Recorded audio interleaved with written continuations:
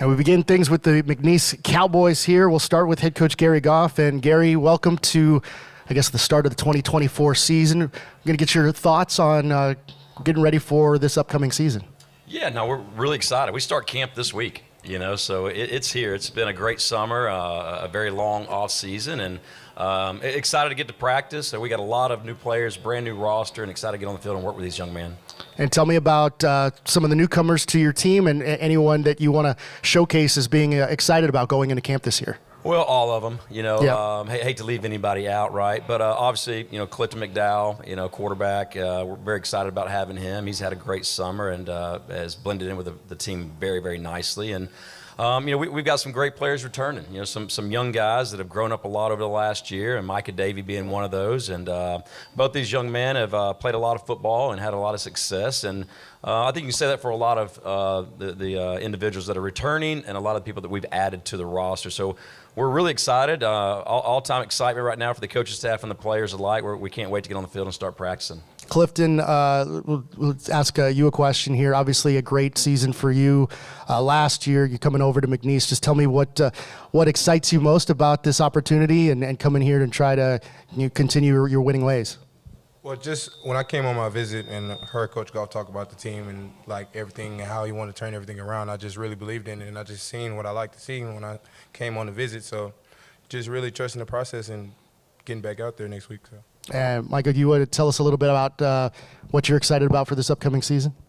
Main thing I'm excited about is redemption, proving everybody wrong, being able to right the ship and just get everything back on track and restoring McNeese to its former glory. Awesome. We'll open things up for questions. Anyone here in the media, we'll grab a microphone and send it over to you if you have questions. Jerry Willard Jr., the College Sports Report. Morning, fellows. How you doing? Coach, Sunday morning, and you all start in the morning early while everybody else is here. What was the process in getting to that point, just getting an early start on summer workouts? Well, you talking about what was the process of getting started early in the summer? Yeah. Yeah. Well, we're only allowed as soon as summer school starts, right? We're able to get the guys back on campus, and it's been a great summer. We've had the entire team there. Very important for us all summer long to grow, physically, mentally. Obviously, our program's been through some shared adversity together, and that's what makes people a lot closer and tighter. So I feel like that's where we're at right now as a program.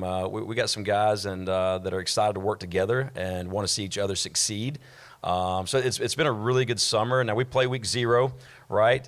So that's another reason why we had to get started right away. And so I think we're about a week ahead of everybody else, which kind of had a sense of urgency go throughout the program. So we're excited about it. We're excited about the challenge, and it's been a great summer. And I'm very proud of how these young men have worked all off season. If anyone else has a question, they can raise their hand. You got another one? Coach, playing on week 0, what was the process? Was it scheduling that you found a game that you wanted a team that you wanted to play as quickly as possible to get the season started to alleviate and forget about last season? Well, we were already playing Tarleton. They're already on our schedule. But both schools agreed to try to move the game to week 0, which, you get national attention there. We're going to be on ESPN. And I think there's maybe 6 or 7 games total that weekend. So it gives our university a chance to get out there, get a lot of publicity, play on national television, and against a very good opponent. I mean, Tarleton State, in my opinion, they're a playoff-bound type team, and they're coached very well, and they had a great season last year. So, right off the bat, we'll have a very big a challenge for us going to Tarleton and playing a very good program. So why not move it to week 0 when you can have a lot of attention? This is to both players. Playing week 0, it shortens your off time. So I basically what I'm asking is, was it July 1st that you all started in the weight room, especially with this heat and everything going on? Don't get them mad at me. We had to work now. Don't get them mad. No, Coach, you and I came up during a different era now. Oh, absolutely. Yeah. So, what was it like to start workouts early this summer, both of you all?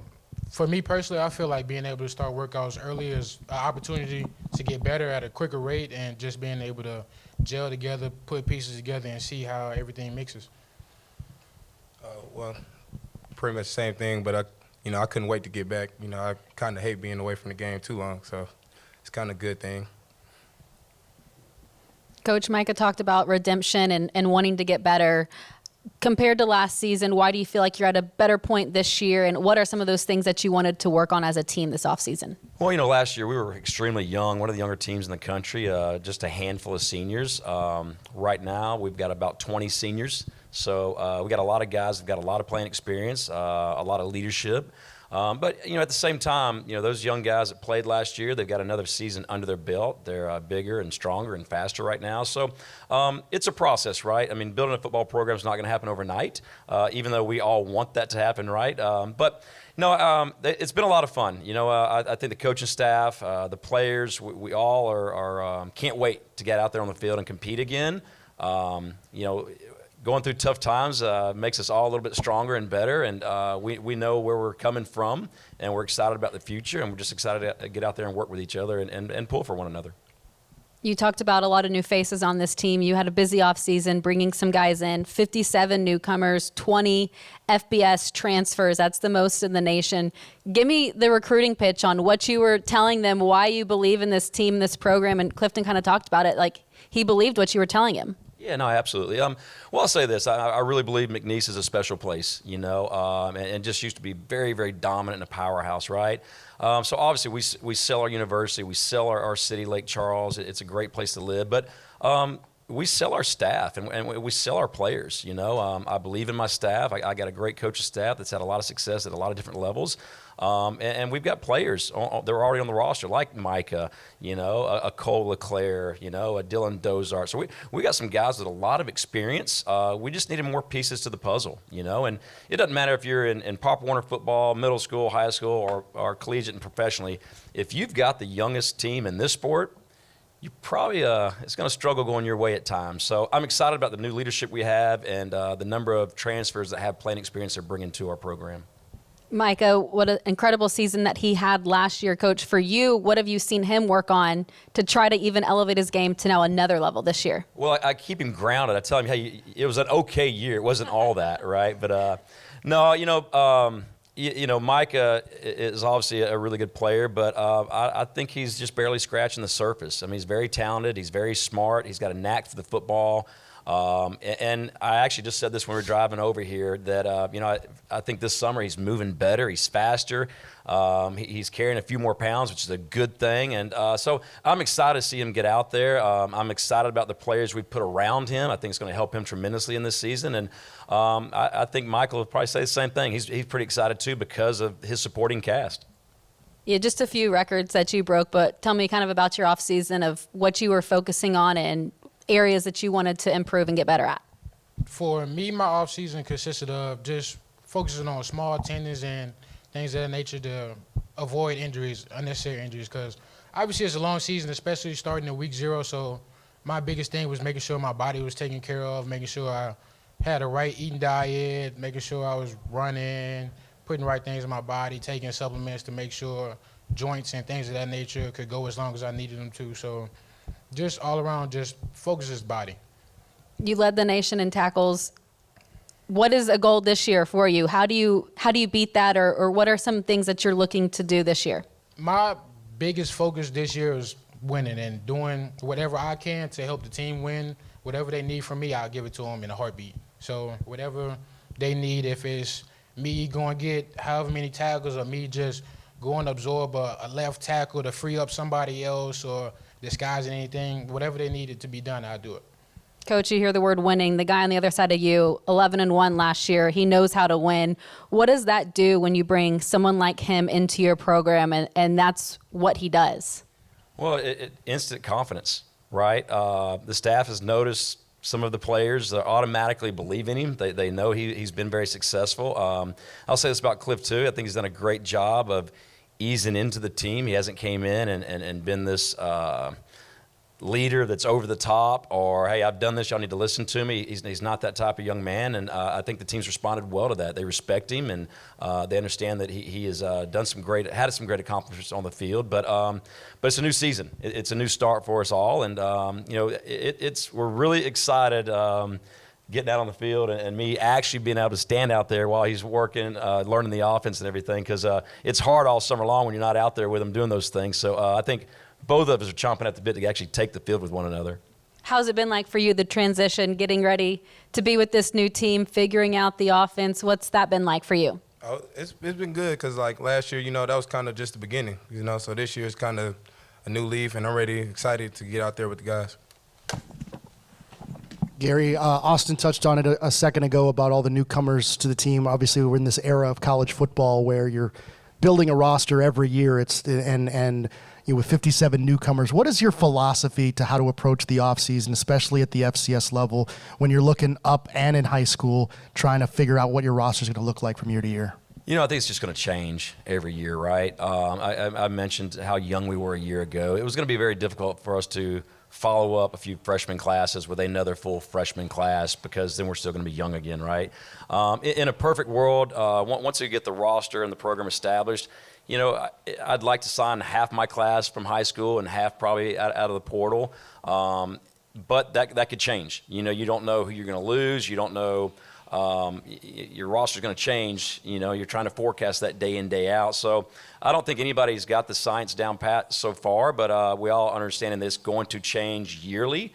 I'm excited to have 20 seniors, right? So I know right now I have 20 guys. This will be their last season plan, so we'll have those scholarships. But how we feel those, I don't know. It could be a heavy freshman or senior class. High school seniors could be a heavy freshman class coming in, or it could be another big transfer portal class. Time will tell. You'll kind of figure out what your needs are as you're going through the season. How challenging has that been as a coach to learn in a continuously evolving profession when it comes to building a roster? I think it's very challenging for us all, and I think we're all still continuing learning as we're going through this. I hate it for the high school guys, right? Because there's so many great players out there, but there are programs like us that you're young right now, and you're going to have to bring in some experience. So I'm open after we level this out a little bit, we'll be able to kind of split it right down the middle. Clifton, when you talk about moving, as we're talking about the transfer portal, et cetera, what was some of the things that you were evaluating when you were deciding to make a move and then ultimately coming to McNeese? I know you touched on some of those things, wanting to get this program back to where it's been, but just from a personal mindset, what went through your mind as a transfer trying to make a decision like that? Well, for my last year, really being closer to home, kind of my whole college career, I've kind of been a decent distance from my home. So just really, that was one of the reasons.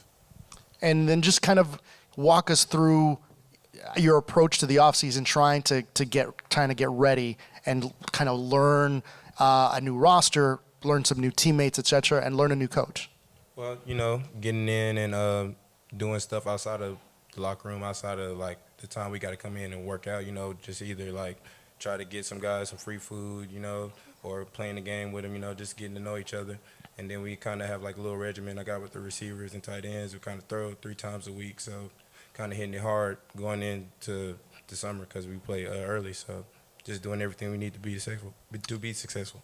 And Coach, one thing I'll ask you: this conference continues to evolve. It's growing a little bit. Obviously, SFA coming back in, UTRGV starting a program for next year. Being a coach in the Southland, your thoughts on the health of the conference and the way things look moving forward? No, we're all very excited about adding 2 more teams, and who knows, maybe there'll be more in the near future. But it helps us all. I think regionally we got a great conference, unlike any others. We're all kind of fairly in the same area, and it's a very strong conference. And that's only going to help us continue to get more and more teams in the playoffs. And that should be the Southland Conference goal, right, to get 3-4 teams in the playoffs. So very excited about the growth our conference having, and we all hope it continues to grow, because finding games out there is very difficult at times. And when you talk about that particular notion of trying to find games to fill out the schedule, how much more challenging is it in this era of college football with the expanded playoff at the FBS level? I'm sure it's harder for FCS schools to try to find those games. Yeah, it will be. Thank goodness we've already got some contracts, that are already set in stone. And I guess if somebody's trying to get at them, they'll at least have to pay those contracts, right? But no, I mean, it'll continue to be a challenge as the FBS level continues to evolve a little bit. And we all understand that probably in the near future there might not be very many FBS games to play because of how they're changing. But it's a challenge. It's a challenge finding games. It is for everybody. So us continuing to add members is very, very important to all of us coaches. And as you look at this early part of the schedule, where do you feel your team is at as you guys get ready for camp here, in terms of being ready for that week 0 matchup and then moving forward? Oh, what a great question. I think we're in a good spot right now. We've had a great summer. Our strength numbers have gone up. I know because of the heat and the conditioning, they're in good shape right now. But it's a new roster, and even from the spring, it's a little bit different from our spring. So I'm excited to get out there and see how well we mesh together, both sides of the ball and the special teams. So, but I think we're in a good place. I mean, the guys are excited. There is a sense of urgency in the building. They can't wait to get out there. And, we understand that, it is us against everybody. And we got to have that mentality, and that's okay. It's how it should be. And just from a historical perspective, personally, have you ever had a class with this many newcomers at any point of your career as an assistant at all? And anything to draw from to try to figure out how to work that many new players into the system? No, I've never been involved with a class this big. I just think you got to go out there and continue showing up to work every day with the right attitude, the right mentality. Coach hard, but love the guys harder. Players got to understand we're all in this together. We all want the same thing. Their families want the same thing, and that's for them to have a great experience playing at McNeese State and winning a lot of championships. So we've all got the same mission, and we're going to have some rainy days, right? We're going to go through some tough times, but that's part of it. That's part of the journey. That's part of growing closer as a team and as a program. But we're excited to start this journey, and it is going to be a little bit putting a jigsaw puzzle together with all these new faces, but I know this competition makes everybody better, and we've got some really good players, and we've got some great competition at almost every single position. And Micah, we've been talking about the newcomers. You're a holdover from last year's team, obviously with a great pedigree. What do you feel your role is in acclimating this 15-7 newcomers to the roster should be? For me personally, I feel like my role is being a player's coach, being a coach on the field, because obviously – at the end of the day, the pen is in the hands of the players. We're going to be the ones on the field doing things. So for me, I have experience with not only just playing, but playing against teams in the conference and knowing how teams operate and small knacks like that. So for me, it's just giving all the knowledge I have to everybody else and showing them how things work and how we could get an edge. It's hard to duplicate the type of season you had last year, but what are some of the things you're looking forward to trying to accomplish to even better what you did last year? My biggest thing is more team-based. I'm all about winning. I care more about winning. If I could, I'd give all 150, however many tackles it was for a winning season. So I'm just big on winning. That's all I want to do, whatever it takes to win. I think that's the mic drop response. Absolutely. But, that the entire program's like that from top to bottom right now. And we spend a lot of time talking about, hey, we want our brothers to be successful, and we're all in this together. So, we want to bottle that and keep it right there and continue preaching just like that. All right. I think, do we have any other questions out in the back? Okay. Once again, Head Coach Gary Goff, student athletes Clifton McDowell, Michael Davey, thank you so much. Best of luck this upcoming season. Thank you.